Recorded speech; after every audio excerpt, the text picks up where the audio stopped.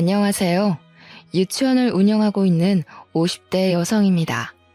유치원 교사 생활을 포함해 20년이 넘는 시간 동안 아이들을 돌보고 있는데요. 여전히 달라지지 않는 한 가지는 아이들을 돌보는 것이 정말 힘들다는 사실이에요. 하지만 그럼에도 제가 계속해서 유치원을 운영하는 것은 티 없이 맑은 아이들의 미소 때문이랍니다. 과거 가장 믿었던 사람에게 배신당한 슬픔으로 힘들어하고 있을 때 아이들의 맑은 웃음은 큰 힘이 되어 주었고요. 아마 아이들의 미소가 아니었다면 지금까지도 배신당한 과거에 사로잡혀 이렇게 사연을 보낼 용기도 내지 못했을 거예요. 초등학교 교사로 근무하시는 아버지와 유치원 교사로 일하셨던 어머니 덕분에 저 또한 자연스럽게 아이들을 가르치고 돌보는 일로 눈길을 돌렸던 것 같아요. 부모님께서도 유아교육과에 가는 것을 적극적으로 찬성하셨고요. 솔직히 결혼을 하고 아이를 낳고도 복귀해 일할 수 있는 직업은 그리 많지 않잖아요. 그래서 더 유아교육과를 가고 싶었던 것 같습니다. 유치원 교사가 되면 적어도 경력이 단절될 일은 없을 테니까요.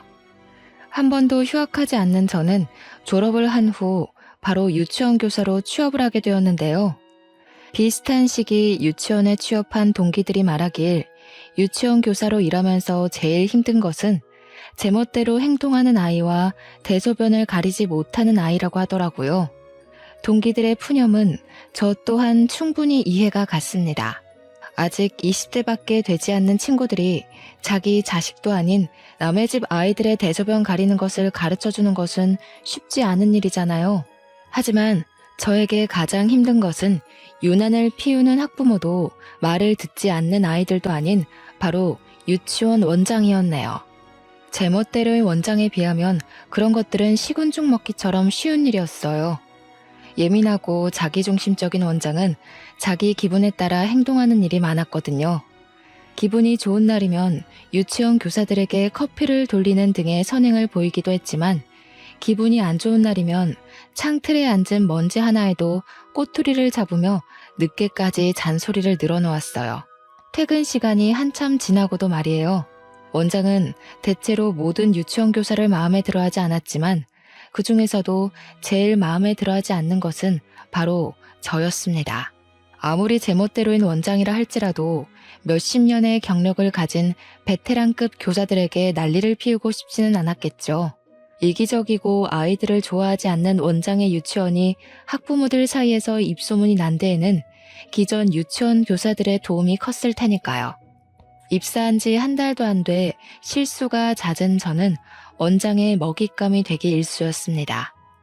항상 안 잊고 온 눈으로 쳐다보는 원장 때문에 출근을 하는 것이 아닌 살얼음판을 걷는 것 같은 기분이 들 때도 있었죠. 놀이터에서 놀던 아이가 넘어지기라도 하는 날엔 원장은 불같이 화를 내며 자기 방에 청소를 시켰고요.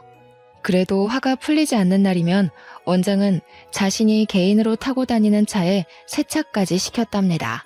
원장의 이런 만행은 교사들뿐만 아니라 학부모들 사이에서도 소문이 난 상태였어요. 원장의 차를 청소하고 꾸중을 듣는 모습을 본 아이들이 학부모들에게 귀뜸을 한 것이겠죠.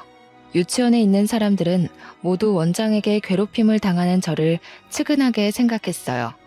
오죽하면 아이들까지 힘내라며 사탕을 쥐어줄 정도였거든요. 원장의 괴롭힘으로 너무 힘든 날이면 부모님에게서 온 전화도 받질 않았어요. 유치원 교사 생활을 잘하는 줄 아는 부모님에게 차마 힘든 것을 털어놓을 수 없었는걸요. 그래서 부모님 대신 친구들에게 하소연을 했답니다. 원장의 만행을 들은 친구들은 길길이 날뛰면 당장 그만두라고 말을 했고요. 부당한 대우를 받으면서도 그만두지 않는 저를 친구들은 바보라고 했는데요. 공고에 올라오는 유치원들 중 지금 다니는 곳보다 근무 조건이 좋은 곳이 없었기 때문에 그냥 참고 다닐 수밖에 없었네요. 친구들은 부당한 대우를 받으면서 일할 바에는 차라리 돈을 조금 덜 주더라도 정신적으로 편한 곳에 가서 일을 하라며 조언을 해주었지만 결혼 자금을 모아야 했기에 어쩔 수가 없었는걸요. 그리고 아무리 힘들다고 할지라도 저에게는 든든한 남자친구가 있었기에 이 정도의 힘든 것쯤은 견딜 수 있었어요. 남자친구는 같은 학교 선후배 관계로 20살 때부터 사귀어 6년이란 긴 시간 동안 제 곁을 지켜주었죠. 물론 결혼을 한다면 한결같이 옆을 지켜주었던 남자친구와 해야겠다는 생각을 했지만 남자친구는 사무관 준비로 바빴기에 결혼은 미룰 수밖에 없었어요. 남자친구가 바로 사무관에 합격한다고 해도 공시생 생활을 하면서 모은 돈이 있을 리가 없었기에 결혼 자금은 전적으로 제가 하는 것이 옳다고 생각했죠. 그래서 힘든데도 불구하고 악착같이 유치원에서 버틴 거고요. 다행히 남자친구는 제가 유치원에 입사한 지 1년 만에 사무관에 합격을 했습니다. 첫 출근을 한 후 남자친구는 곧장 프로포즈를 해주었죠. 한쪽 무릎을 굽히고 반지를 끼워주는 남자친구를 보자 저도 모르게 눈물이 나왔어요. 이 순간을 위해 그동안 몸이 부서져라 일을 한 거잖아요. 얼마나 고생했는지를 알기에 주변 동기들 또한 저희의 결혼을 진심으로 축하해 주었는데요. 남자친구의 어머니를 뵌 순간 저의 꽃길은 가시돋은 지옥길로 변하게 되었네요. 예비 시어머니는 다름 아닌 꿈에서도 마주치기 싫었던 원장이었거든요. 남자친구의 어머니를 뵈는 자리에 원장이 나올 거라고는 꿈에도 생각하지 못했어요. 원장 또한 예비 며느리 자리에 제가 있는 것에 당황한 눈치였고요. 아버지 없이 힘들게 일을 하며 헌신적으로 남자친구를 키웠다는 어머니가 원장이라는 사실을 알게 되자 온몸에 소름이 돋더군요. 그동안 남자친구 앞에서는 세상 어디에도 없는 온화한 어머니 역할을 하면서 다른 사람들에게는 길길이 날뛰며 화풀이를 했던 거잖아요. 남자친구가 잠시 전화를 받으러 밖으로 나간 사이 원장은 미소를 띠고 있던 가면을 벗어던지고 본색을 드러내었어요. 참나, 정성스레 차린 밥상에 개 앉은 꼴이라니. 니까짓 게 어디라고 감히 우리 아들 옆자리에 앉아? 너 말해봐라. 우리 아들 보고 일부러 내가 운영하는 유치원에 얼굴 들이민 거지? 내세울 게 없으니 얼굴 도장이라도 찍으려고. 그게 무슨 말씀이세요, 원장님? 원장님이 기준 씨 어머니라는 거 알았으면 제가 진작에 말했겠지 왜 숨기고 있었겠어요. 원장은 유치원에 취업을 한 것부터 그동안 자신이 행패를 부려도 참은 것까지 모두 사무관이 된 남자친구의 옆자리를 노리고 한 행동이라고 생각을 하는 듯했어요. 아무리 아니라고 말을 해보아도 원장의 머릿속에 저는 음흉하게 남자친구를 차지한 여자가 되어 있었죠. 긴 말 할 거 없고 당장 헤어져라. 번듯한 사무관인 우리 아들한테 유치원 교사 나부랭이인 네가 어디 가당키나 하던? 자고로 결혼이란 비슷한 급인 사람끼리 해야 오래가는 법이야. 다 늙어서 이웃녀 딱지 붙이고 재혼도 못해서 달방에서 혼자 살까 걱정돼서 해주는 말이니 새겨듣고 지금이라도 네 급에 맞는 남자 만나라. 그동안 제가 원장님 마음에 안 들었다는 거 잘 알지만 지금도 노력하고 있고 앞으로도 원장님 마음에 들려고 노력할 거예요. 그러니까 제발 결혼만큼은 허락해주세요. 아이고, 우리 아들 눈에 쓸데없는 콩깍지 붙여놓은 것도 모자라 하다 이제는 우리 귀한 아들 옆자리까지 넘보는구나. 너 때문에 우리 아들이 마다한 여자가 몇이나 되는 줄 알고 이런 허무맹랑한 소리를 해. 우리 아들이 마다한 여자 중에 눈 감고 아무 여자나 집어다가 앉혀놔도 너 같은 것보다 100배 아니 1000배는 나을 거다. 가진 게 없으면 염치라도 있어야지. 어디 감히 우리 아들을 넘봐. 자존심도 구기고 빌었지만 원장은 꿈쩍도 하지 않았어요. 오히려 더욱더 밀어내는 것 같았고요. 원장은 유치원 교사가 된 것이 공부를 안 해서라고 했는데요. 참 씁쓸했어요.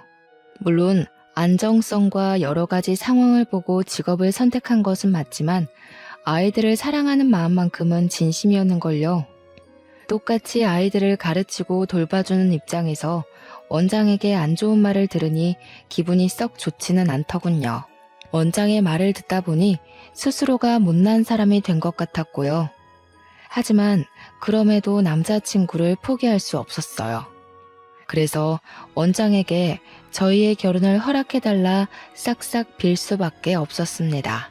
눈물까지 보이며 빌었던 것이 효과가 있었는지 원장은 못마땅한 눈으로 쳐다보면서도 결혼만큼은 허락한다고 말했어요.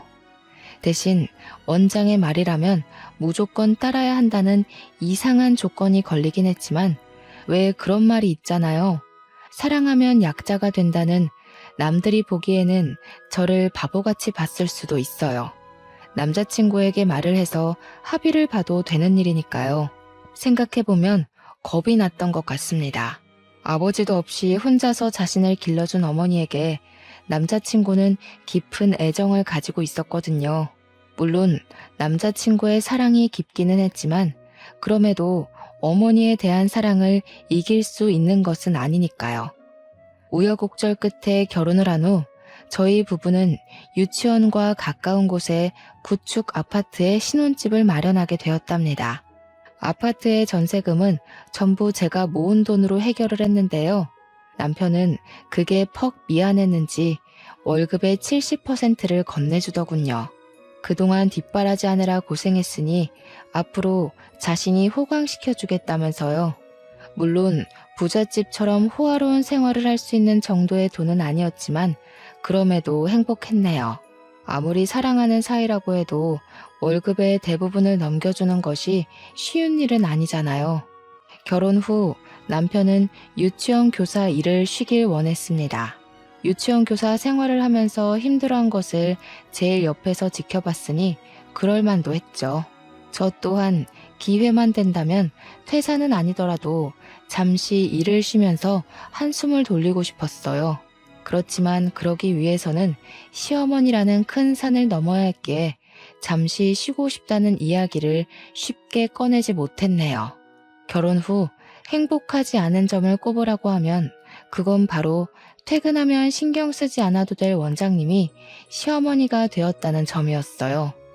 신혼여행에서 돌아오자 시어머니께서는 작정을 하신 듯 여기저기 끌고 다니며 부려먹기 시작했는걸요. 다른 동료분들이라도 있으면 좋으련만 짜고 친 것처럼 모두 개인적인 사정으로 자리에 안 계셨기에 어쩔 수 없이 시어머니의 질타를 그대로 받아야 했습니다. 물론 동료분들의 빈자리를 임시교사 선생님들께서 메꾸어 주시긴 했지만 초보이신 분들에게 아이들의 케어를 전적으로 맡길 수 없었기에 몸은 2배로 바쁠 수밖에 없었죠. 그렇게 몸이 부서지는 줄도 모르게 시간은 흘러가고 잠시 쉬고 있을 때였어요. 밀려있던 답장들을 하며 앉아있던 차 시어머니께서는 자신의 방으로 저를 부르셨습니다. 방으로 가니 시어머니께서는 뜻밖의 이야기를 꺼내시더군요.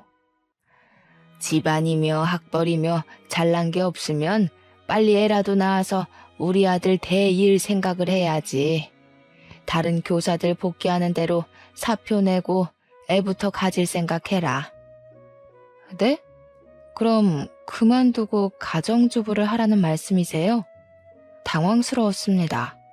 시어머니라면 당연히 맞벌이를 하라고 말씀하실 줄 알았거든요. 쉬지도 않고 맞벌이를 하라는 말을 들어도 서러울 테지만 아무런 언질도 없이 일을 그만두라니 이건 이거대로 서운하더라고요. 아무리 아이가 중요하다고 해도 그만두고 나면 그동안 쌓았던 경력이 모두 없어지는 거잖아요. 그래서 시어머니에게 차분히 저희 부부의 생각을 말씀드렸죠.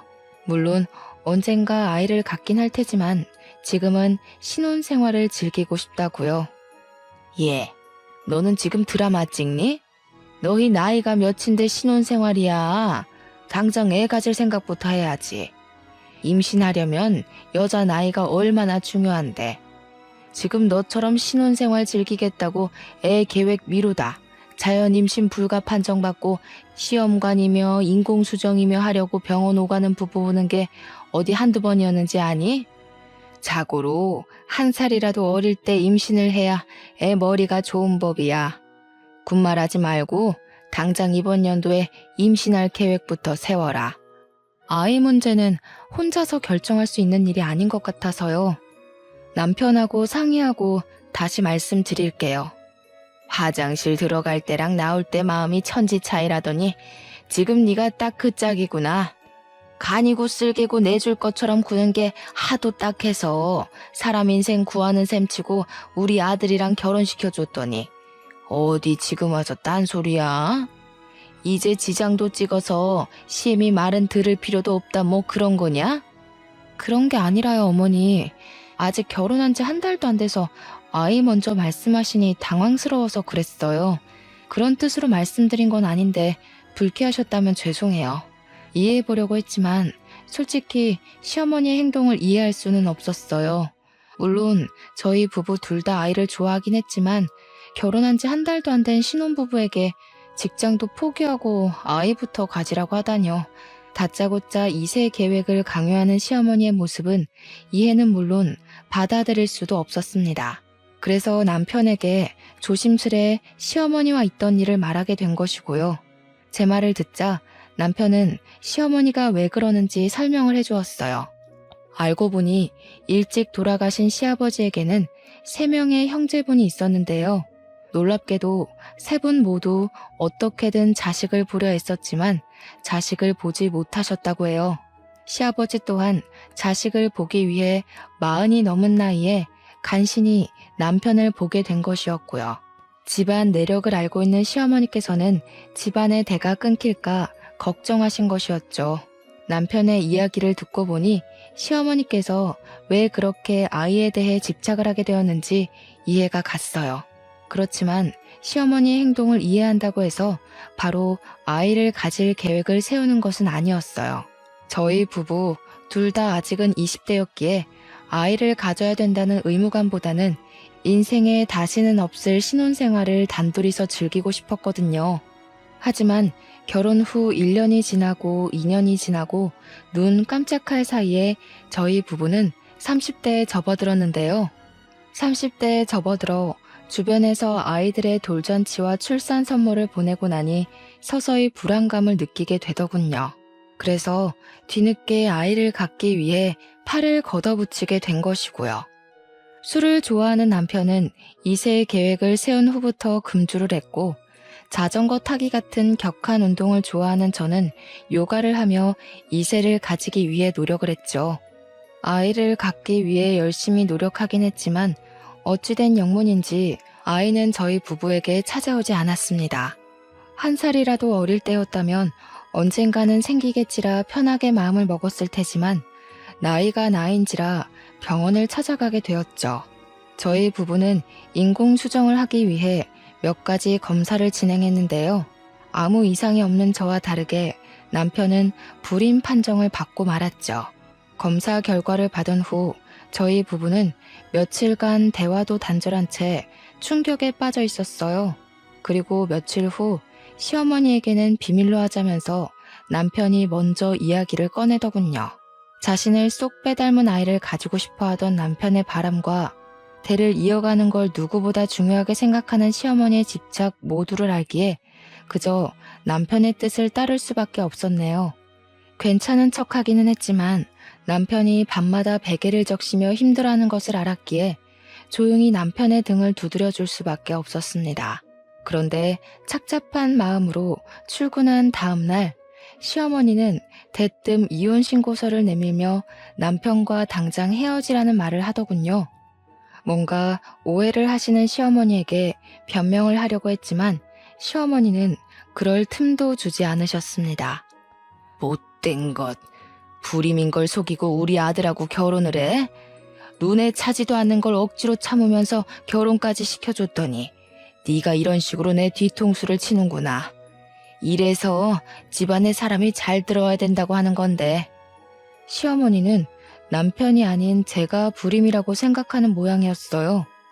시어머니가 왜 그렇게 확신하는지는 말하지 않아도 딱 알 수 있었습니다.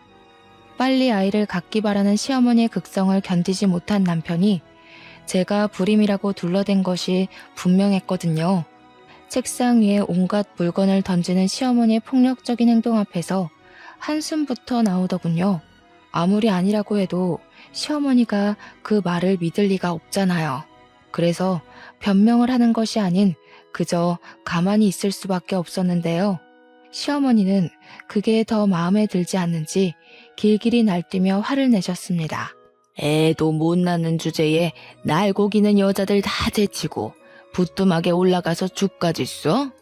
나는 귀한 우리 아들 옆에 알맹이도 없는 빈상자가 떡하니 자리 차지하고 있는 꼴 못 본다. 아무리 우리 아들이 탐나도 그렇지 불임인 주제에 손귀한 집에 며느리로 들어오다니 네가 제정신이냐? 긴 말할 거 없고 당장 이혼부터 해라. 이혼하라는 말을 끝으로 저는 원장실에서 쫓겨나듯이 나오게 되었어요. 너무나 갑작스럽게 이루어진 일에 문 앞에 서 있자 문득 그런 생각이 들더라고요. 남편이 너무하다는 생각 말이에요. 아무리 자신이 불임인 것을 시어머니에게 들키기 싫어도 그렇지 가뜩이나 미움받고 있는 아내에게 자신이 불임인 것을 뒤집어 씌우다뇨. 이해해보려고 했지만 남편의 행동은 도저히 이해가 되지 않았는걸요. 그래서 퇴근 후 집에 들어온 남편에게 따지게 되었어요. 당신 진짜 너무하다. 아무리 자기 불임인 거 말하기 싫다고 해도 그렇지. 어떻게 몸 멀쩡한 부인한테 불임이라고 뒤집어 씌울 수가 있어. 가뜩이나 어머님 나 안 좋게 보시는데 불임이라는 말까지 하면 이혼밖에 더 하겠어? 오늘 어머니가 그러시더라. 손귀한 집에 알맹이도 없는 빈 상자 들어앉아 있는 꼴 못 본다고 당신이랑 이혼하래. 미안해. 어머니가 당신한테 그렇게까지 뭐라 할 거라는 생각도 못했는데 내 불찰이야. 근데 당신도 알잖아. 우리 엄마가 손주를 얼마나 원하는지. 엄마가 우시면서 하루빨리 손주 얼굴 보여달라고 하시는데 차마 입이 안 떨어지더라. 나 불임인 거 알면 우리 엄마 쓰러질 게 뻔하잖아. 그럼 나한테 먼저 말을 했으면 됐잖아. 혼자서 끙끙 앓다가 어머님한테 거짓말이나 하고. 당신 마음은 충분히 알지만 이대로 가다간 졸지에 잘 살고 있는 우리 둘 이혼하게 생겼어. 내 생각이 짧았던 것 같아. 아무리 입이 안 떨어져도 당신까지 끼어들게 했으면 안 됐는데. 엄마한테는 내가 잘 말할 테니까 당신은 조금만 기다려줘. 당신한테 절대 피해 안 가도록 내가 엄마한테 잘 말해놓을게. 시어머니에게 온갖 치욕스러운 말을 들었을 때만 하더라도 남편에게 따지고 싶었지만 막상 남편의 풀 죽은 모습을 보니 그렇게 못하겠더군요. 가장 현실을 받아들이지 못하는 당사자 또한 남편일 테니까요. 그래서 한동안 시어머니에게 남편이 불임인 것을 숨기기로 했답니다. 부부의 치부까지 눈감아주는 것이 진정한 사랑이라고 생각했거든요. 남편은 시어머니를 찾아가 저를 괴롭히지 말라고 신신당부를 한 모양이었지만 그럴수록 시어머니의 행패는 더 심해졌습니다. 요망한 것이 자신의 아들을 홀려서 대를 끊어놓는다며 입에 담지도 못할 말을 하면서요. 그렇게 시어머니의 행패로 심신이 지쳐갈 때쯤 유치원에서는 새로운 아기가 들어오게 되었어요. 아이는 동네에서 폐지 줍기로 유명한 할아버지의 손주였죠. 딱 보기에도 경제적으로 부족해 보이는 아이가 저희 유치원에 입학하다니 처음에는 의문이 들었어요. 저희 유치원은 소수 정원만 받는 사립 유치원이다 보니 다달이 내는 돈이 만만치 않았거든요. 아이는 세탁이 잘 되지 않은 옷을 일주일 내내 입는 것은 물론이거니와 식사 예절 또한 전혀 배우지 못해 수저가 아닌 손으로 밥을 집어먹기 일쑤였는데요. 아이의 상태가 이렇다 보니 다른 유치원 아이들은 점점 그 아이를 피하더군요.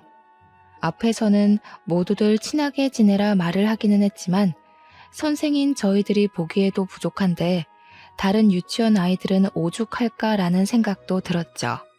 이쯤 되니 남들의 이목을 가장 중요하게 생각하는 시어머니가 무슨 생각으로 아이를 입학시켰는지 의문이 들었어요. 그래서 시어머니에게 욕을 먹을 각오를 하고 물어보게 된 것이고요. 말을 들어보니 시어머니는 아이의 할아버지에게 평소 받는 비용의 2배 이상을 받고 있었습니다. 시어머니의 만행을 알고 나니 소름이 돋더군요. 시어머니가 돈에 눈이 먼 것은 알았지만 경제적으로 부족한 분들의 주머니를 감당할 정도로 악질인 줄은 몰랐으니까요. 그래서 결심하게 되었죠. 교사의 도리로 아이가 유치원에 다닐 동안만이라도 사랑과 존중으로 아이를 가르쳐야겠다고요. 제일 먼저 한 것은 한글을 가르쳐주는 것이었어요. 6살인데도 불구하고 한글을 쓰지 못한다는 것은 있을 수 없는 일이잖아요. 그래서 아이의 할아버지에게 양해를 구하고 아이에게 한글을 가르쳐주게 되었는데요. 아이는 가르쳐주면 가르쳐주는 대로 쑥쑥 흡수를 하는 스펀지 같았습니다. 가르치는 입장에서 아이는 참 탐나는 인재였어요. 2달 전까지만 해도 한글에 한 글자도 못 쓰던 아이가 받아쓰기에 100점을 받을 정도로 발전을 한다는 것은 선생의 노력과는 별개로 아이의 학습 능력이 뛰어나지 않으면 절대로 불가능한 일인 거잖아요. 그 후 아이에게 한글뿐만 아니라 기본적인 예절까지 같이 가르쳤는데요. 아이의 노력과 저의 정성이 통해서인지 아이는 다른 유치원 아이들과 잘 어울렸습니다. 그 모습을 보니 참 흡족했죠. 하지만 그것도 잠시 노쇠해 가는 할아버지의 모습을 보자 아이가 걱정되더군요. 아이에게는 할아버지 이외에 그 어떤 일가 친척도 안 계셨거든요. 그래서 휴대폰 번호를 알려주며 무슨 일이 있을 시 꼭 전화해달라고 말을 하게 된 것이고요. 그리고 아이에게 번호를 준 지 딱 1달째 되던 날 우려하고 있던 일이 일어나고 말았습니다. 늦은 주말 저녁을 먹고 일찍 잠자리에 들려고 할 때 모르는 번호로 전화가 걸려왔죠. 전화를 건 상대는 바로 아이였어요. 아이는 울먹거리며 할아버지가 숨을 쉬지 않는다고 했습니다. 너무 놀라 옷도 제대로 챙겨 입지 못한 채 아이에게 달려갔는데요. 아이의 할아버지는 이미 눈을 감으신 상태였고 저는 아이를 대신해 상황을 수습하기 시작했죠. 일가 친척들도 없는 할아버지의 장례식은 참 초라하게 끝이 났어요. 이쯤 되니 할아버지가 어떻게 그 비싼 돈을 주고 아이를 유치원에 입학시켰을지 의문이었습니다. 기초수급자였던 할아버지에게 갑자기 큰돈이 생겼을 리가 만무한 거잖아요. 장례식이 끝난 후 아이는 한참 동안 울기만 했어요. 원칙대로라면 가족이 없는 아이를 고아원에 맡기는 것이 맞았지만 차마 그렇게 할 수 없었네요. 아직 가족의 보살핌이 필요한 아이가 고아원에 가 고생할 생각을 하니 눈물이 앞을 가려는걸요. 그래서 일단 집으로 데려가기로 했습니다. 이미 남편에게는 전후 사정을 다 말한 상태였기에 남편 또한 아이를 따뜻하게 맞이해 주었고요. 꼬질꼬질한 아이를 씻기고 요리를 해주자 아이는 눈물을 뚝뚝 흘리더군요. 제가 자신의 엄마였으면 참 좋겠다면서요. 그 말을 듣는데 가슴이 너무나 아려왔습니다. 머리로는 아이를 고아원에 보내야 한다는 것을 알고 있었지만 마음만은 차마 아이를 떠나보내지 못하겠더라고요. 그래서 몇 날 며칠 고민을 하던 중 결국 아이를 입양하기로 결정을 하였죠. 남편과의 사이에서 아이를 갖지 못해 만약 후일에 아무런 연고도 없는 아이를 입양할 바에는 지금 아이를 입양하는 것이 더 나은 선택이라고 생각했거든요. 남편 또한 수도분하고 예의 바른 아이를 마음에 들어 했기에 입양 절차는 일사천리로 해결이 되었는데요. 문제는 역시나 시어머니였네요. 남편이 입양 사실을 털어놓은 당일부터 집을 찾아온 시어머니는 당장 아이를 고아원에 갖다 놓으라며 윽박을 지르셨습니다.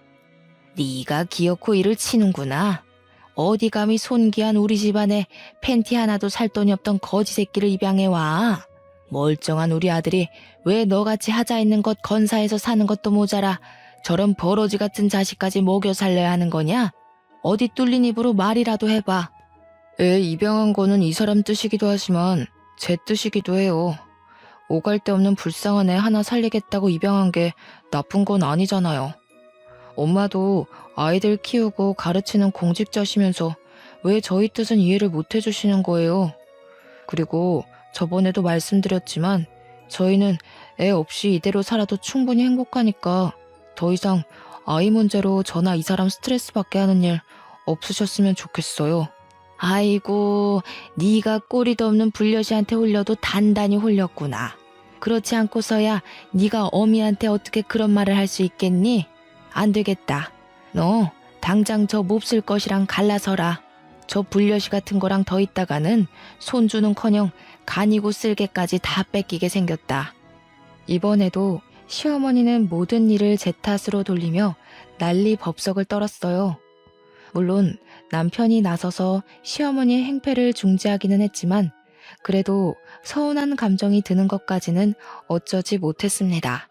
이 모든 갈등의 시작은 남편이 거짓말을 하면서부터 일어난 일인 거잖아요. 우여곡절 끝에 시어머니가 돌아가신 후 지금까지 느꼈던 감정들을 털어놓으며 조심스럽게 시어머니에게 불임 사실을 고백하는 것이 어떠냐 말을 건넸지만 그럼에도 남편은 조금만 더 기다려달라는 말만 되풀이할 뿐이었죠. 그 후 시어머니에게서 쏟아지는 온갖 시달림을 받고 있자 하니 도저히 제정신으로 견딜 수 없겠더군요. 그래서 친정 부모님에게 도움을 청하게 된 것이고요. 모든 사실을 털어놓자 친정 부모님께서는 경악하며 분통을 터뜨리셨어요.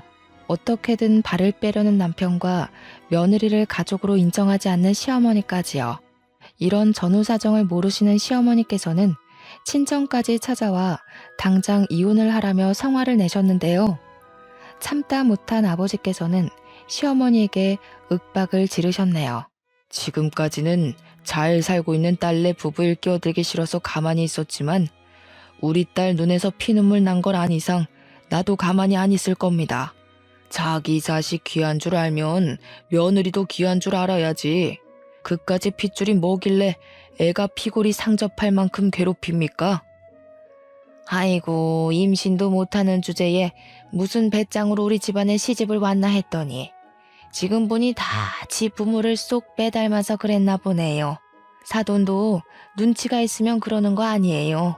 시집간 딸이 애도 못 낳는 빈 껍데기인 걸 아셨으면 화를 내실 게 아니라 바닥에 바싹 붙어서 잘못을 빌었어야죠. 우리 아들이 뭐가 아쉬워서 애도 못 낳는 머저리랑 살 부대끼면서 삽니까? 동네방네 하자 있는 딸내미 소문나기 싫으면 빨리 이혼 서류에 도장부터 찍으세요. 예, 나도 우리 딸 고생하면서 사는 꼴 더 이상은 못 보니 이혼시킬 겁니다. 근데 아무리 생각해도 억울해서 이건 꼭 말해야겠네요. 애 못 갖는 빈 껍데기는 우리 딸이 아니라 잘난 사돈네 아들이라는 거 말이에요. 우리 아들이 불임이라니 그건 또 무슨 헛소리예요? 지금 이혼하기 싫어서 멀쩡한 우리 아들 헐뜯어서 깎아내리려는 속셈인가 본데 괜한 헛꿈 꾸지 말고 애도 못 갖는 딸 이혼시킬 준비나 하세요. 당신 아들이 문제 있는 걸 가지고 왜 우리 딸한테 다 뒤집어 씌웁니까? 못 믿겠으면 사돈이 당장 전화해서 확인이라도 해보시던가요. 처음에는 안 믿는 눈치였지만 아버지께서 강하게 나오시니 시어머니께서는 반신반의하는 심정으로 남편에게 전화를 걸었어요. 그리고 남편이 불임이라는 말을 듣는 순간 시어머니께서는 충격으로 그만 자리에서 쓰러지셨고요. 결국 시어머니는 구급차를 타고 병원 응급실에 실려가게 되었어요. 남편에게 연락을 하니 바로 응급실에 오게 되었는데요. 아버지께서 시어머니에게 불임 사실을 알린 것을 듣게 되자 불같이 화를 내더군요. 전혀 예상하지 못했던 일이었습니다. 아무리 화가 났다고 해도 할 말이 있고 안 할 말이 있지. 장인어른이 그렇게 말할 동안 당신은 옆에서 보고만 있었어? 내가 그렇게 기다려달라고 했는데 고작 우리 엄마가 뭐라고 한 것 가지고 남 치부나 까발리고 내가 우리 엄마 쓰러지는 거 보려고 당신이랑 결혼한 줄 알아? 남편의 말을 듣는데 왈칵 눈물부터 쏟아졌어요. 그동안 남편의 불임 사실을 숨기기 위해 시어머니에게 듣지 않아도 될 모욕과 멸시까지 당하며 꾹 참았는데 이런 식으로 나오다뇨. 제가 한 수많은 희생은 모른 척한 채 이기적으로 나오는 남편의 태도는 서운하다 못해 실망스럽기까지 했습니다. 불임 소동이 있는 후 남편과의 사이는 급속도로 안 좋아져 각방을 쓰는 지경까지 이르게 되었어요. 그리고 각방을 쓴 지 1년도 안 돼 남편은 이혼을 요구해 왔고요. 일이 어찌되었던 남편과 이혼하기 싫었기에 어떻게 해서든 남편의 마음을 돌려보려고 애를 쓰게 되었습니다. 다시 한 침대를 써보려고 하고 둘만의 시간을 보내며 서로에 대한 이야기를 나누면서요. 하지만 남편은 같은 방을 쓰려고 하지도 자신의 속내를 털어놓으려고도 하지 않았어요. 돌보다 더 딱딱하게 변한 남편을 보며 어쩔 수 없이 이혼을 받아들이게 되었고요. 서로에 대해 원하는 것이 없었기에 이혼은 빠르고 간결하게 이루어졌어요. 하나 걸리는 게 있다면 입양하게 된 아들이었지만 남편은 아들에 대한 애정을 보이지 않았기에 아들의 양육권 또한 금세 포기를 했죠.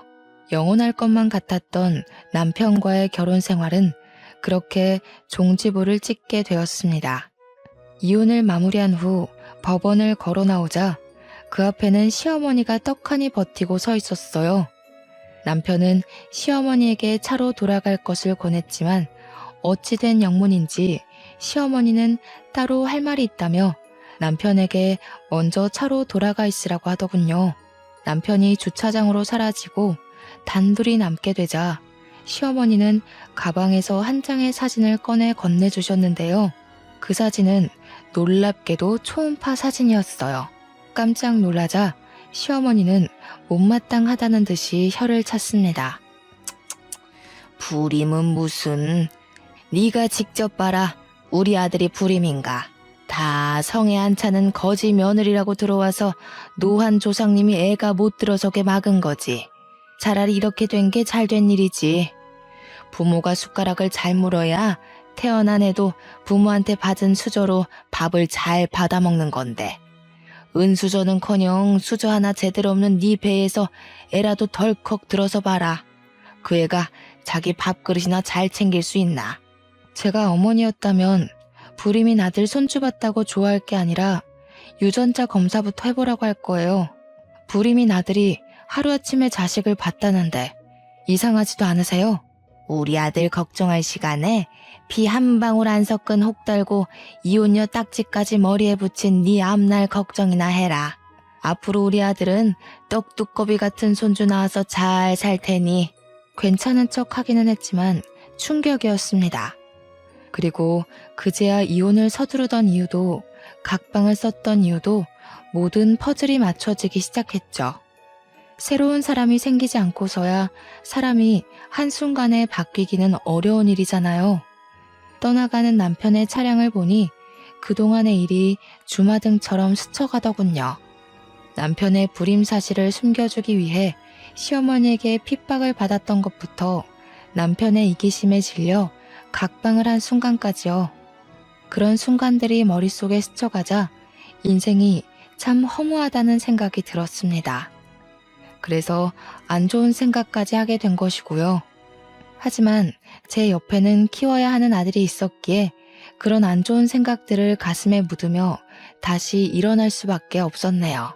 시어머니가 운영하는 유치원이 월급을 많이 주기는 했지만 차마 남편과 이혼까지 한 상황에서 시어머니가 운영하는 유치원을 다니지는 못하겠더라고요.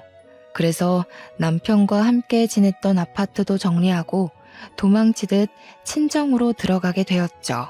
친정 부모님께서는 한 살이라도 젊을 때 그런 몰상식한 집안과 이혼한 것이 오히려 잘된 일이라며 위로를 해주셨어요. 친정 부모님의 응원이 있었기에 힘을 내어 다시 취업 준비를 할 수 있었고요. 하지만 시어머니가 동네 유치원들 사이에 여기저기 소문을 퍼뜨렸기 때문인지 취업은 잘 되지 않았습니다. 그래서 직접 유치원을 운영하기로 결심을 했죠. 물론 처음에는 계속해서 유치원을 운영할 수 있을까란 의문이 들 정도로 유치원에 아이들이 없었지만 그럼에도 아이들에게 진심을 다하기 위해 노력하니 어느 순간 엄마들 사이에서 믿고 맡길 수 있는 유치원으로 입소문이 나 있더라고요. 유치원의 원장이 된 후 시간은 빠르게 흘러 제 뒷공무니만 졸졸 쫓아다니던 아들은 어느덧 대학생이 되었죠. 운영하는 유치원도 안정이 되고 아들 또한 공부를 잘해 속히 말하는 명문대에 입학을 해 우수한 성적으로 장학금을 받았기에 제 노년의 나날은 행복의 연속이었어요. 남편과 시어머니에게 받은 상처와 슬픔을 보상받는 기분이랄까요? 하지만 그건 순전히 착각에 불과했습니다. 저희 유치원에는 유난히 장난이 심한 여자아이가 한 명 있었는데요. 처음에는 약간의 꾸중으로 아이의 행동을 바로잡으려 했지만 아이의 장난은 점점 도가 지나쳐갔어요. 다른 아이들에게 피해가 갈 정도로요. 다른 학부모들의 언성이 높아져 하는 수 없이 아이의 엄마에게 전화를 걸게 되었죠. 그런데 전화를 받은 엄마는 우리 아이가 그럴 리가 없다며 오히려 적반하장으로 나왔고 입씨름 끝에 결국 아이의 부모 모두를 유치원으로 부르게 되었네요. 그런데 아이의 아빠를 보는 순간 할 말을 잃고 말았습니다. 아이의 아빠는 다름 아닌 전 남편이었거든요. 전 남편 또한 많이 놀란 듯 입을 번긋거리더니 아이의 엄마를 먼저 보낸 후 따로 이야기할 것을 권했어요.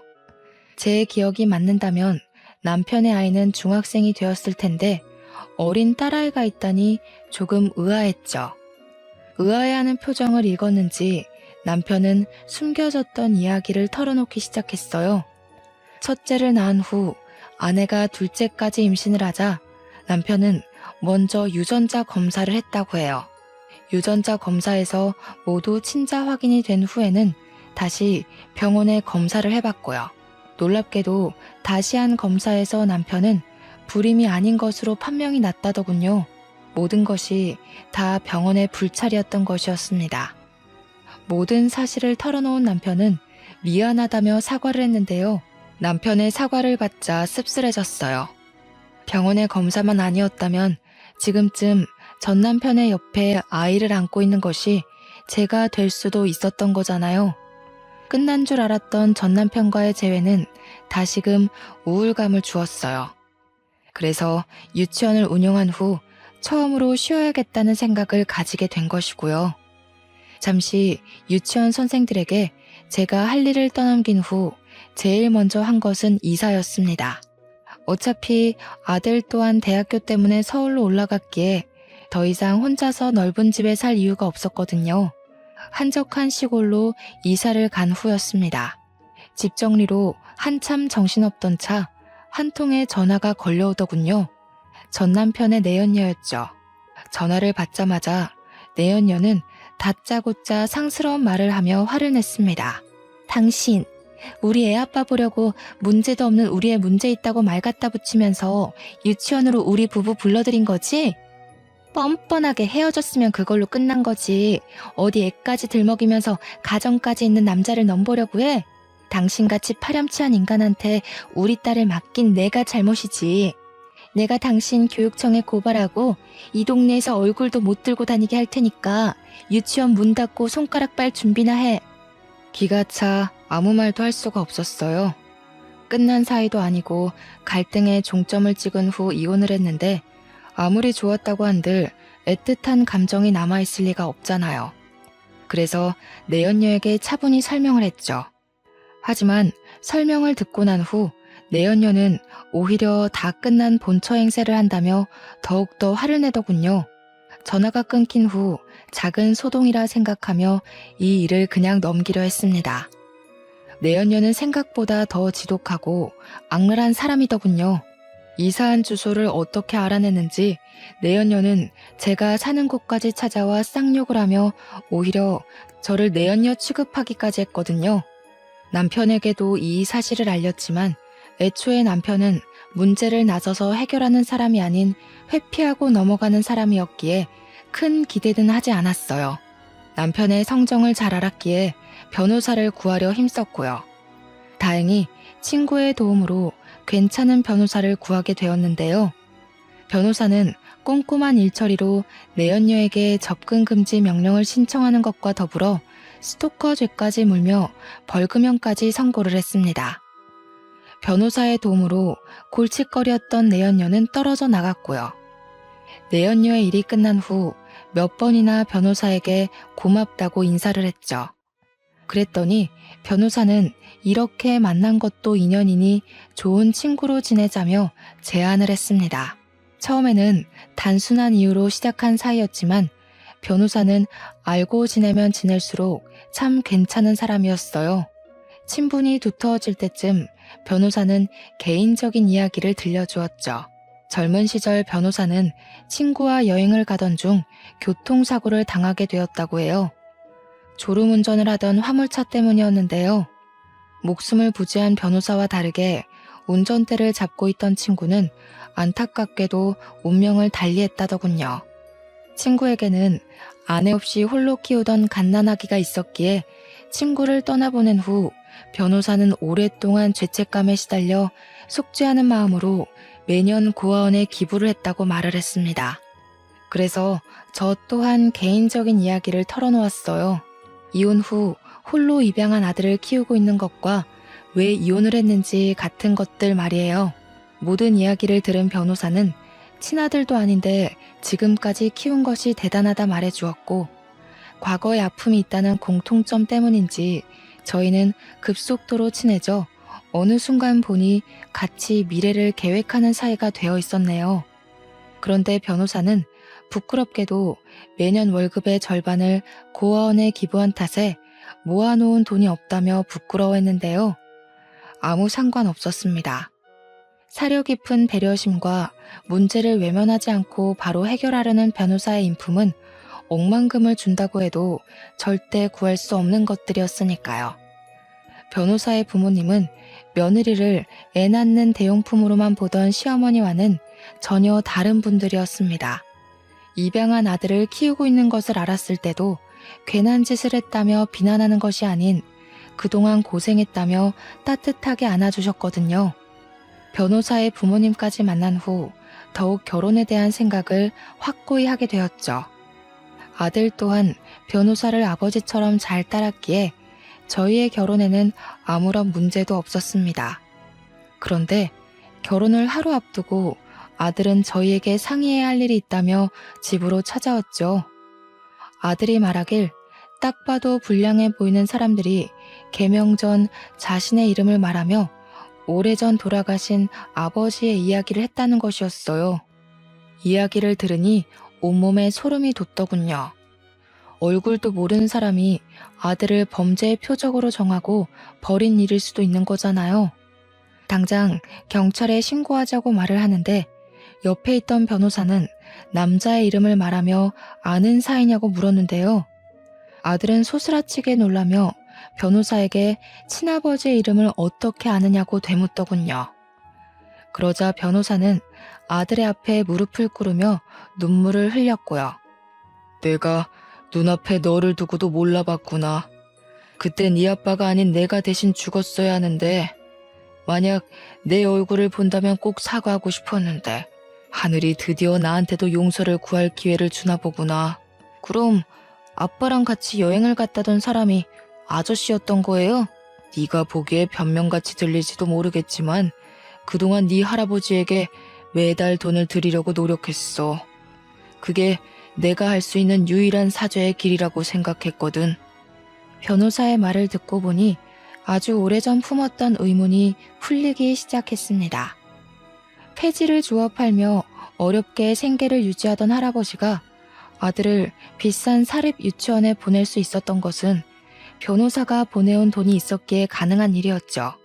할아버지가 돌아가시고 아들이 제품으로 온 후 변호사는 행방이 묘연해진 아들에게 항상 미안한 마음을 품으며 아들에게 보냈어야 할 돈을 고아원에 보낸 것이고요. 저와 결혼을 앞두고 죽기 전 한 번이라도 아들을 봐야겠다는 일념으로 변호사임에도 불구하고 흥신소의 도움을 받아 아들을 찾아다녔다며 눈물을 훔쳤죠. 모든 사실을 알게 된 저희 가족은 한바탕 눈물을 흘리고 모두 퉁퉁 부은 눈으로 결혼식에 참석을 하게 되었는데요. 후회는 없었습니다. 진정한 가족이 함께하는 미래에는 결혼식보다 더 행복하고 웃을 일이 많다고 생각했으니까요. 결혼식을 올린 후 저는 다시 유치원에 복귀했어요. 한 가지 달라진 점이 있다면 제 옆에는 영원한 인생의 동반자가 생겼다는 것이랄까요? 전에 같이 일하던 유치원 교사에게 듣기로 전 남편은 얼마 전 이혼했다는 소식을 전해주었어요. 이혼 사유는 심각한 내연녀의 의부증이라네요. 전 남편과 이혼을 했을 때만 해도 세상이 무너지는 것 같은 절망감을 느꼈지만 시간이 지나고 나니 전 남편과 이혼을 한 것이 참 다행이라는 생각이 드네요. 이혼하지 않았다면 소중한 아들을 키우지도 이렇게 좋은 사람을 만나 행복한 생활을 누리지도 못했을 게 뻔한걸요. 이런 걸 보면 사람은 뿌린 대로 거둔다는 말이 맞는 것 같아요. 조금 오지랖일 수도 있겠지만 전 남편이 지금이라도 이기적이고 회피적인 성격을 고치고 새로운 삶을 살았으면 좋겠습니다. 현재 힘든 시간을 보내고 있는 분이 계시다면 희망을 잃지 마시고 꼭 앞으로 나아가셨으면 좋겠어요. 아무리 힘든 일이 있다고 해도 앞으로 나아가다 보면 그 끝에는 꼭 희망이 기다리고 있을 테니까요. 그럼 지금까지 기구했던 저의 사연을 들어주신 시청자분들에게 감사하며 이만 물러가도록 하겠습니다.